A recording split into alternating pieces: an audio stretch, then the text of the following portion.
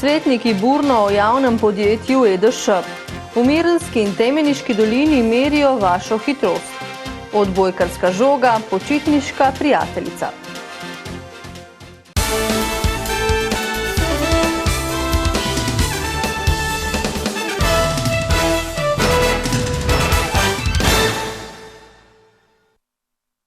Lepo pozdravljeni. Šentjernejski občinski svet je na zadnji seji precej burno razpravljal pri točki o načrtu poslovanja javnega podjetja Ekološka družba Šentjernej za leto 2015. Nekateri svetniki so menili, da je ta nestvarno in neracionalno naravnan ter brez prave vizije. Posledično so ga zavrnili. Po predstavitvi načrta poslovanja podjetja so imeli svetniki za direktorico Majdo Kavšek številna vprašanja. Po kakšnem kriteriju vzdržujete občinske ceste, te makadamske? Namreč s terena dobivamo sugestije, da so nekje zelo pozabljeni. Predvidena sredstva za regres za letni dopust v kulturnem centru 2800 evrov. Regres se ve kakšen je, za koliko oseb je to? Za 2. Veliko časa so v razpravi namenili sejemski dejavnosti, ki kljub nekaterim ukrepom in pobudam ne zaživi. Me zanima v bistvu čas, če ste naredili ali pa če imate namen narediti kakšno analizo, kako točno bi pridobili zopet te ponudnike, kaj jih je tako zelo zmotilo. Mene zanima, kdo se pri vas ukvarja z organizacijo tega sejma. Kolikor je mene znano, z velika menedžmenta prireditev in vsaka taka stvar zahteven projekt in ne more biti uspešna, če se vi tega ne lotite zelo intenzivno. Kar jaz poznam, so izjave, da je največji krivec za slabo stanje na sejemski dejavnosti seveda tudi neka vrsta indiferentnosti in neprofesionalnosti s strani vodstva EDŠ.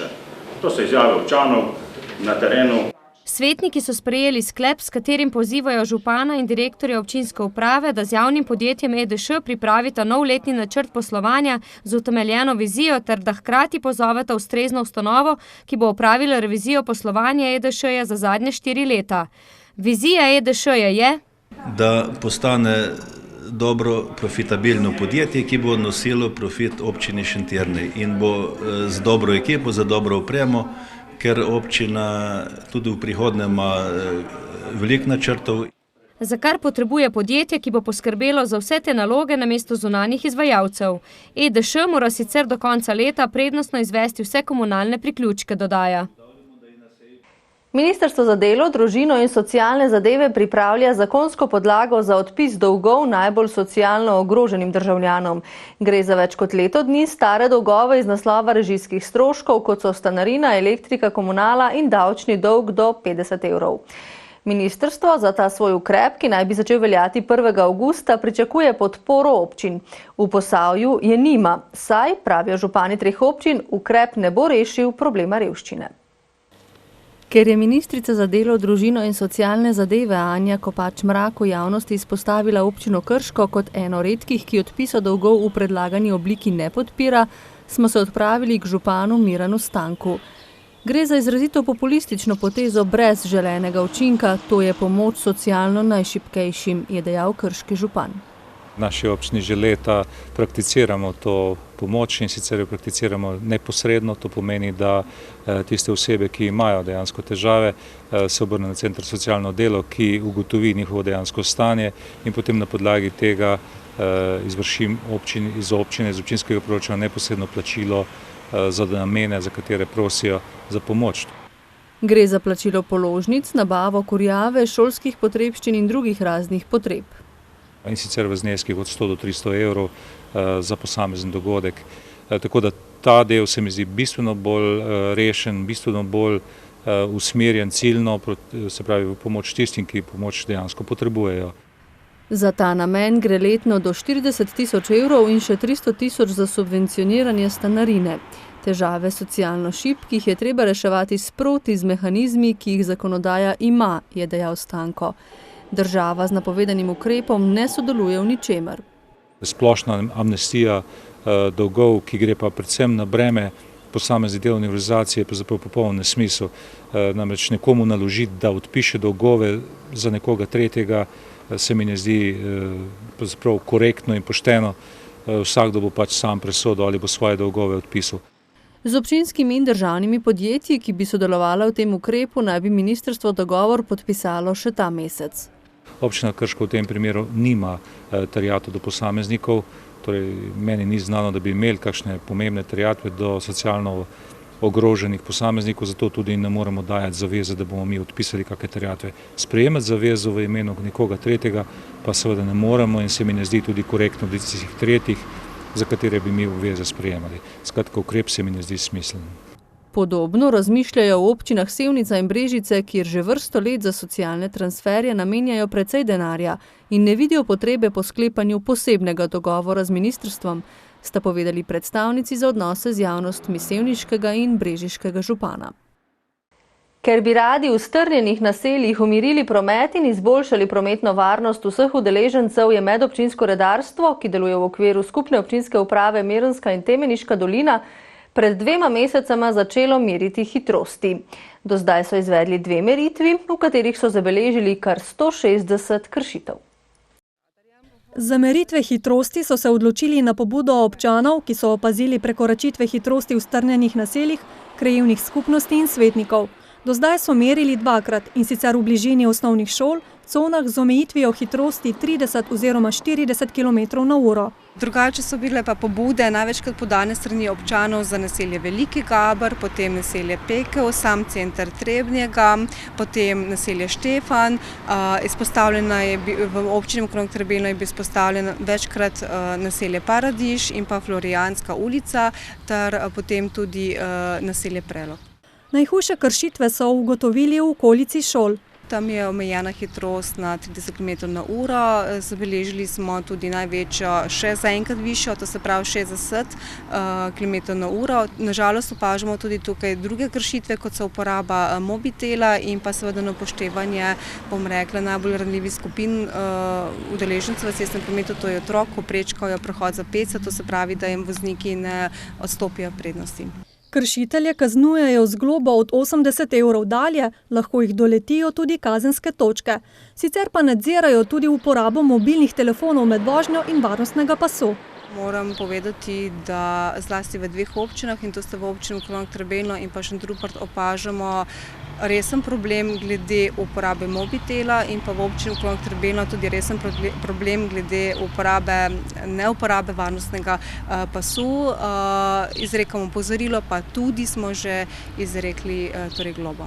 Ko dobijo pobudo, sicer najprej ugotovijo, ali je utemeljena. Pri tem si pomagajo tudi z indikatorji hitrosti, ki dajo prve podatke o hitrostih na posameznih cestnih odsekih. Če je seveda predlog utemeljen, potem v kritičnem času, to se pravi ne kadarkoli, ampak dejansko v kritičnem času, zlasti to pomeni v okolici šole, potem postavimo radar in potem izmerimo meritve, pač izmerimo hitrost. Akcijo bodo nadaljevali tudi v prihodnje. Kdaj bo potekala, pa bodo občane opozorili prek spletnih strani vseh 4 občin. Pred približno 1,5 leta je skupina 3 mladih z različnimi znanji stopila na skupno podjetniško pot in ustanovila lastno podjetje. Njihovo seme je dobesedno usklilo in tako s pridelavo in predelavo konoplje že žanjejo prve rezultate. Konopljo so posejali v vasi Krka pri Novem mestu na poljih kmetije Redek. Letos so na 2 hektarih posejali 3 sorte, želi bodo v začetku in konec avgusta, pričakujejo pa dobri 2 toni semen. Po žetvi se semena najprej posušijo, se prečistijo, potem se jih skladišči in se jih sproti stiska, kajti v našem podjetju skrbimo za to, da je olje zmeraj sveže. Iz konopljinega semena torej nastane olje, iz luščin kot stranskega produkta pa skozi proces nastane konopljina moka, ki jo je možno uporabiti v prehrani.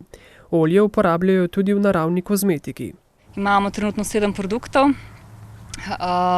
različna mazila, olje po sončenju, kremo za obraz, šampon, 3 v 1 gel in za gel potuširan in bazen za lase. Surovine so naravne in preverjenega porekla. Seme, ki so ga posejali v začetku maja, je iz drugih evropskih držav.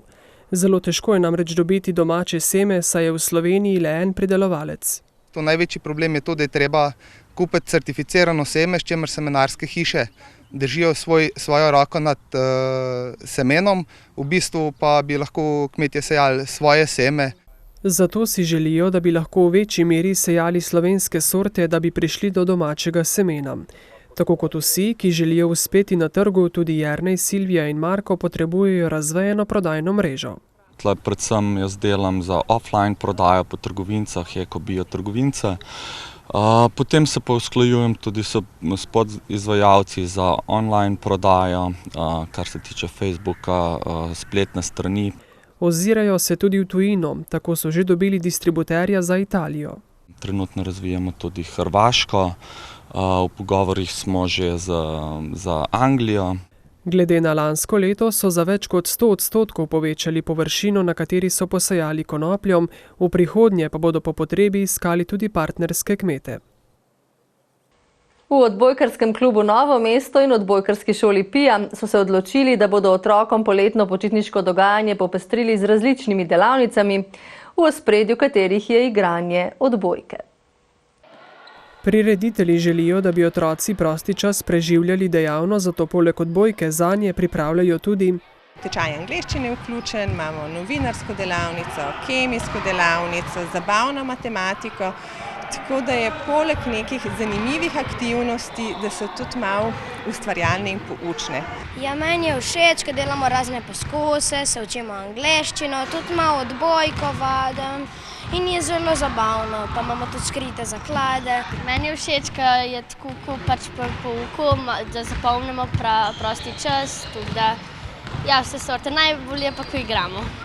Malo se gibamo, pa vadimo, pa igramo odbojko, se podajamo. Danes jim je sicer malo zagodlo vreme, saj niso mogli igrati odbojke na mivki na Loki, zato so dogajanje preselili v športno dvorano Marof. Ja, jaz sem v bistvu raje na mivki kot v telovadnici, še posebej zato, ker če padeš ali pa ti kaj spodleti, padeš na mehko. Ta teden se delavnic udeležuje približno 30 otrok, na sporedu pa bodo še naslednji teden. Meni tudi všeč, ko imamo šport, pa ko smo šli v Dolenjski muzej, pa smo imeli tudi lov na zaklad. Mi smo letos tako prvič organizirali, tako poskusno in smo zelo, tako bom rekla, začudeni, da je toliko odziva že prvo leto, tako da upam, da bo to nekako ostalo tradicionalno. Odbojkarsko predznanje ni pogoj za sodelovanje na delavnicah. So sicer nekatere igralke tam na prvem igrišču, ko že trenirajo odbojko, večina jih je pa začetnikov, tako da začnemo čisto z osnovami. Pa tudi namen teh delavnic ni, da naredimo mi profesionalne odbojkarje, ampak da se spoznajo s tem športom. Jaz igram odbojko približno 5 let. Delavnice so mi všeč, veliko igramo, veliko se tudi naučimo. Je odbojka težek šport? Ne. Spoznavajo tudi zgodovino mesta. Imeli smo predstavitev tudi Rudolfa IV. Habsburškega, pa Novo mesto 650 let. V angleški delavnici otroke razdelijo v 3 skupine. Gledamo bolj, da je zabavno, da čim več govorijo, nekaj tudi zapišemo, ni toliko poudarek na pisanju kot pa na izgovorjavi, pa da se kakšno rimo tudi naučijo. Pri malih imamo te najmanjše skupine, to je 2. 3. razred, je poudarek na številkah, barvah. Delavnico so sklenili z besedami, da imajo radi odbojko. I love volleyball. Hvala za vašo pozornost in prijeten večer.